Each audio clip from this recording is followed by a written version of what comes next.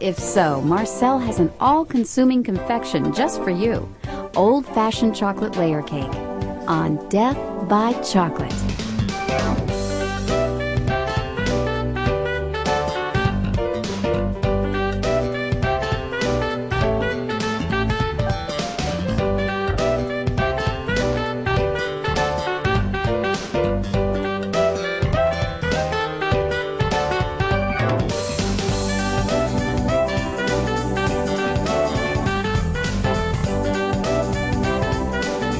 Hello, thanks for joining us. I'm Marcel, your host and guide to chocolate enlightenment. If you love chocolate, I mean really love chocolate, this episode of Death by Chocolate is just what the doctor ordered, because we're going to make an old-fashioned chocolate layer cake as well as a delicious hot liquor sauce. Now, there's no better way to enjoy chocolate than to do it in layer after layer after layer, and that's what our old-fashioned chocolate layer cake allows us to do. First things first, we'll begin with our batter. And this is a cake batter that literally melts in your mouth. And one of the steps in making this batter is being careful how we melt the butter. The butter has to be melted very, very slowly and allowed to look exactly the way that it does here. Very creamy in consistency. I've used a double boiler, a 2.5 quart saucepan with a little bit of water on low heat, and very slowly manipulated the butter with a rubber spatula and allowed to melt, once again, very, very slowly. What happens if we melt this too quickly, we get what we have here in this bowl. And for point of example, I've melted some a little bit rapidly and allowed the butter fat to be separated from the milk solids and the water. And if we tried to use this for our batter, we would end up with a cake that would be a little bit on the greasy side and also wouldn't have the nice texture that we have in those old-fashioned layer cake. Talking about melting in your mouth, chocolate melts in your mouth, as you probably know. And that's a fact. It melts. The melting point of chocolate is just about body temperature. So when you put a piece of chocolate in your mouth, the lining of your mouth starts to absorb the heat from the melting of the chocolate, and it creates a pretty nice sensation. I'm going to be chopping just a little bit more chocolate at this point. And we've grated about 10 ounces of chocolate total. Removing 2 ounces, as I have here, which we'll use to finish off the cake. The remaining amount will be folding in the batter. But isn't that a nice thought, thinking about that melting of chocolate? You know, chocolate really does something else that I want to share with you. There's a component, a substance in chocolate called phenylethylamine. And what that fancy word does is it slightly elevates your blood pressure and your heart rate. And they tell me that it's a sensation that's not unlike having an orgasm.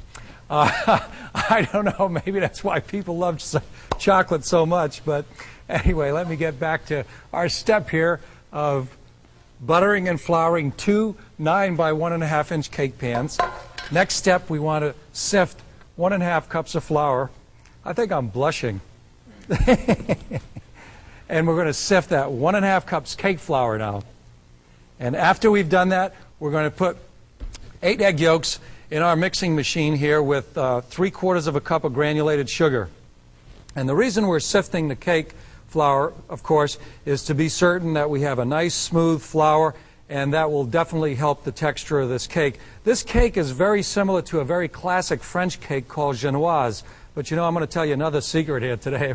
This is our day for little secrets, is that actually, Genoise was invented by the Italians in Genoa, and then the French absconded with this recipe, and I don't blame them because it's one heck of a recipe. Alrighty, let me put my sifter to the side. We'll get back to that flour a little later on. We have our 8 egg yolks, as well as 3/4 of a cup of granulated sugar, goes in our stand-up mixer, and we go on high speed right away on this thing. Boom, high speed, about a minute, and we want the egg yolks to be slightly thickened and have a nice yellowish color to it. Just going to take a second here. Ooh, and that's about what we have now. Now let me tell you, now we're going to put the mixer on low speed. And I think we can do that and still go through the conversation here. If you're not using a stand-up mixer, what I would suggest is that the next step that we're about to do now is that you do that first. And actually, I have already done it to speed things up a bit, and that's our egg whites. I've whipped 6 egg whites along with the remaining ½ a cup of sugar, and I've put it in the refrigerator, and I'm going to use that to finish off our batter.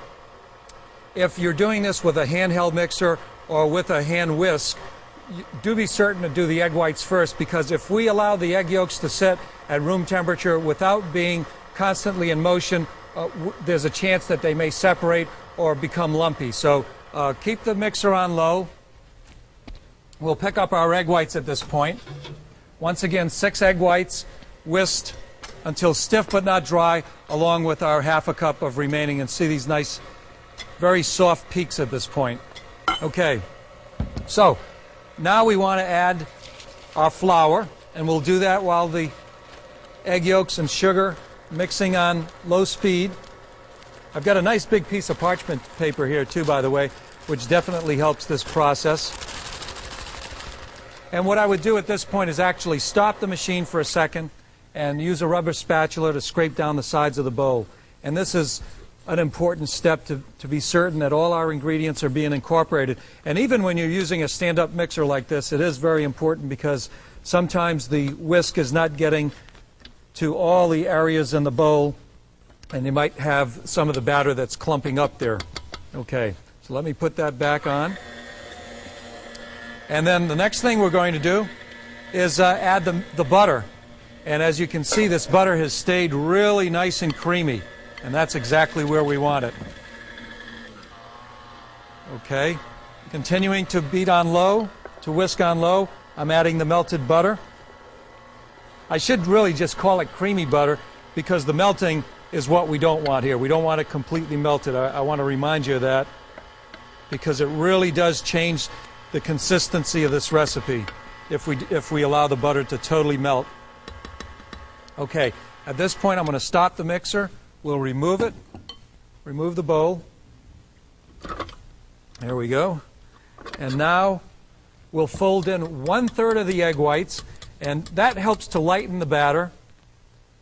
And if we folded all the egg whites in initially, what happens there is then we start losing some of the air in the mixture. So just 1/3 added to the batter, maybe a little bit more, in deliberate strokes here. And then we add the remaining amount of the egg whites, which I will do, using our rubber spatula again to get everything inside the bowl.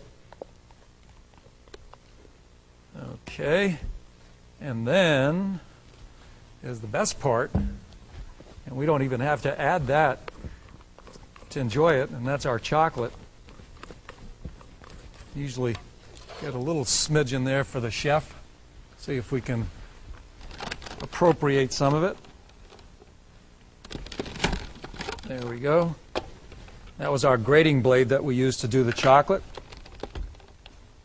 And let's see what we got going here. There we go. You can tell I do that all the time, right? And now we're going to fold this in, and it really is a beautiful batter. It has this speckled appearance to it that I really love. And now we're going to pour that into our 2 cake pans, separating evenly, and then using the rubber spatula to smooth it out. And then we go into a 325-degree oven. It's going to take about 25 to 30 minutes. And when we come back, we're going to prepare our icing as well as the hot liquor sauce. So we'll see you in just a few seconds. When we return, chocolate, chocolate, and more chocolate as Marcel continues preparation on his old-fashioned chocolate layer cake.